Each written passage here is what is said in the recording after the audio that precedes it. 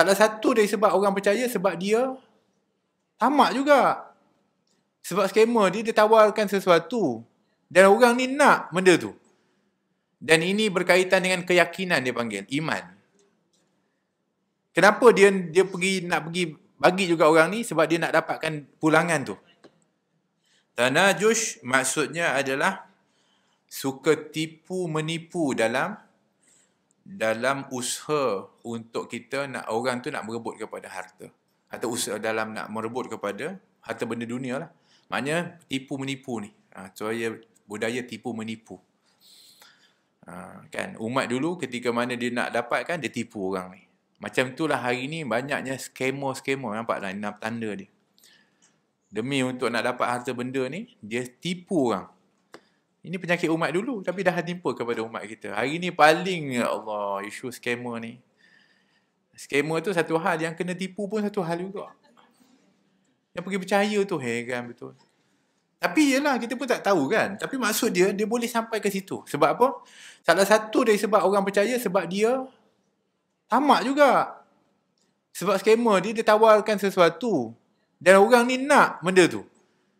Dan ini berkaitan dengan keyakinan, dia panggil iman. Kenapa dia nak pergi bagi juga orang ni? Sebab dia nak dapatkan pulangan tu. Alangkah baiknya kalau keyakinan itu diletakkan dengan amal soleh. Dan dengan sebab itu dia akan buat amal itu demi untuk mendapatkan limpahan ganjaran yang besar dari Allah. Tapi masalahnya, yang ini kita tak yakin pula. Yang Allah janji ni, sedangkan Allah janji, Allah pasti.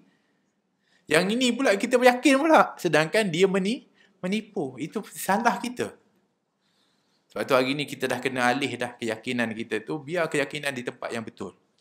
Dia pergi yakin dengan orang yang bukan-bukan tu, tawarkan kepada kita. Kan? Jadi banyak isu ni yang berlaku di zaman ini merupakan penyakit umat sebelum yang dulu yang menimpa kepada umat sekarang. Yang seterusnya, watanajush fid dunya watabarud. Tabarud iaitu saling membenci di antara sama lain. Musuh orang ni, tak suka orang ni, tengok benci dengan orang ni, macam itu. Kan? Tengok orang ni tak sukalah, aku menyampah tengok orang ni, macam tu. Asyik nak marah kepada orang. Ini penyakit umat dulu sehingga timbul permusuhan di antara satu dengan yang lain. Ni zaman-zaman ni, tengok zaman peperangan, zaman serba tak kena, semua ni orang akan saling bermusuh di antara satu dengan yang lain. Kan? Benda-benda kecil pun akan diperbesarkan. Hari ni kita tengok di antaranya buli di jalan raya. Ya, salah sikit. Yalah, kita kata salah tu memang salah. Kita pun kadang-kadang emotional ketika mana naik kereta, bawa dan sebagainya. Tapi itulah, kita ni kalau bawa kereta, biar kita belajar daripada Nabi. Nabi kalau naik je, bismillah, alhamdulillah, senyum. Kan? Saya kalau naik kereta tu, anak saya memang dia akan baca. Lagi dia kata, lepas tu senyum. Saya kadang-kadang tu dia tengok baca kitab. Lu tak dengar dia cakap. Dia kata, Walid ni tak senyum. Dia kata, la ilaha illallah, senyum juga. Betul, kalau kita mulakan perjalanan dengan senyuman, kita punya lega kita punya tu. Jadi kita akan emosi kita tu. Nabi di antara sunnah dalam naik kenderaan dia senyum.